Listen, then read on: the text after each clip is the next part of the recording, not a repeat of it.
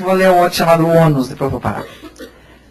Estou começando a descobrir uma novidade, aos 66 anos começando a gostar de ler poesia. Não, ela pediu para eu convidar alguém para ler, eu falei, de jeito nenhum. É. Vamos chamar fulana que... Não. Ônus, da página 33. A esperança me chama e eu salto a bordo como se fosse a primeira viagem. Se não conheço os mapas, escolho o imprevisto. Qualquer sinal é um bom presságio. Seja como for, eu vou, pois quase sempre acredito. Ando de olhos fechados, feito criança brincando de cega. Mais de uma vez saio ferida ou quase afogada, mas não desisto.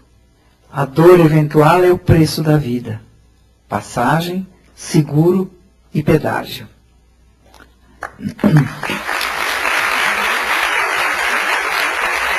Muito doido com isso. Bia, ontem fizeram também uma pergunta que eu achei muito interessante, que é a questão do escritor e sua obra, né?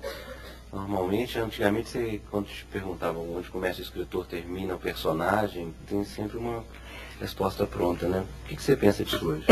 Quando eu comecei a fazer os primeiros romances, e são sempre romances de personagens muito complicados, muito neuróticas, porque eu gosto desse lado da vida para trabalhar, né? Eu não gosto que a vida seja assim, mas isso é uma coisa interessante, né? De trabalhar com a loucura e o desencontro, etc.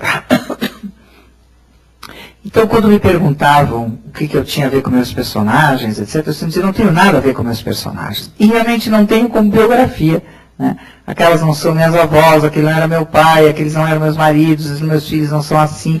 Até porque eu tenho muitos romances, muitas famílias, e a minha era uma só.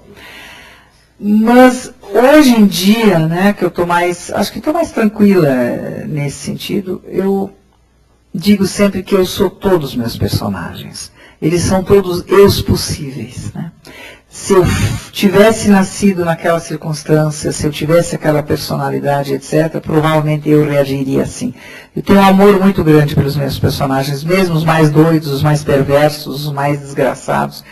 Eu gosto muito deles, são meus irmãos, né? É uma espécie de uma família imaginária que eu tenho. E quando acaba o romance, fico com saudade danada de alguns deles. Quando eu terminei de escrever Exílio, que é um romance que eu escrevi morando no Rio em 86, foi publicado em 87, e tem um anãozinho. Eu me dava uma saudade danada daquele anão, como se ele existisse, de uma tristeza infinita daquele. Depois eu retomei o anão, muitos anos depois, num romance que é um dos últimos, chamado Ponto Cego, que é um menino que não quis crescer.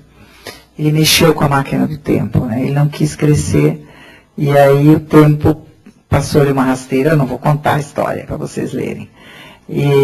Então é uma relação muito interessante essa do autor com seus personagens. Se você fosse escrever um livro sobre o homem e a mulher, a questão do gênero hoje, como é que você tentaria alinhar alguma coisa sobre isso hoje? Pois é, esse é um dos meus projetos. Eu estou com 2 projetos agora. Um é um romance que está um pouco já no computador, que se chama O Silêncio dos Amantes. Como eu estou com a vida muito agitada, e agora vou parar com isso, eu não estou conseguindo escrever, então eu brinco dizendo que os amantes estão muito silenciosos, por isso que o livro não está saindo.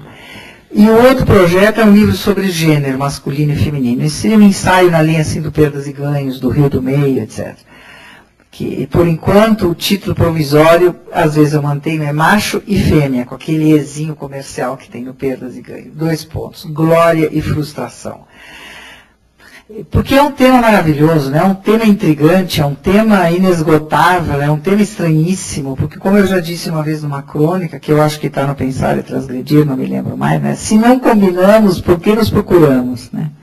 Porque os homens e as mulheres têm prioridades muito diferentes, né? No entanto, a gente está sempre se procurando e se querendo e vivendo um eterno conflito, que é muito interessante, às vezes é um porre, né? Mas dali nascem muitas coisas interessantes, né? Então... E é um tema que eu quero muito escrever um livro sobre isso. Vamos ver. Se sair, eu venho aqui falar com vocês a respeito. Mais alguma pergunta?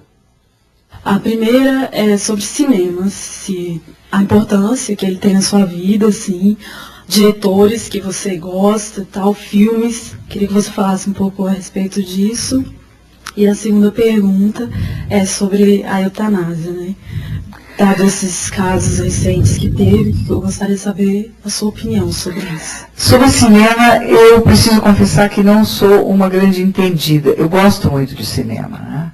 E também agora com DVD, eu vejo muito cinema em casa, né? O Vicente é uma pessoa que entende de cinema, então também aprendo muito com ele. Eu sempre fui assim, de ver cinema, mas não tenho uma cultura cinematográfica, né? Eu sempre vi muito mais o cinema como diversão. Agora só eu estou começando a olhar mais cinema, valorizando o diretor, fotografia. Então é um pouco uma coisa nova na minha vida. Que bom, né? Antes tarde do que nunca. Pelo menos isso não muge, viu? Mas eu gosto muito de cinema, né? Eu acho que está sendo um aprendizado para mim agora.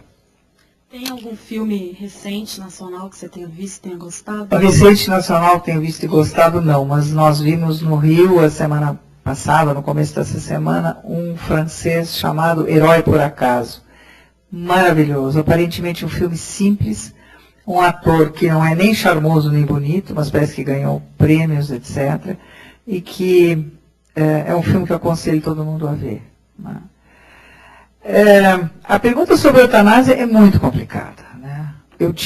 Eu sou sempre muito autorreferente. Eu conto, em geral, de uma forma muito honesta, o que eu acho da minha experiência, porque é um tema que envolve ética, moral, religião para muitas pessoas. É complicado, né?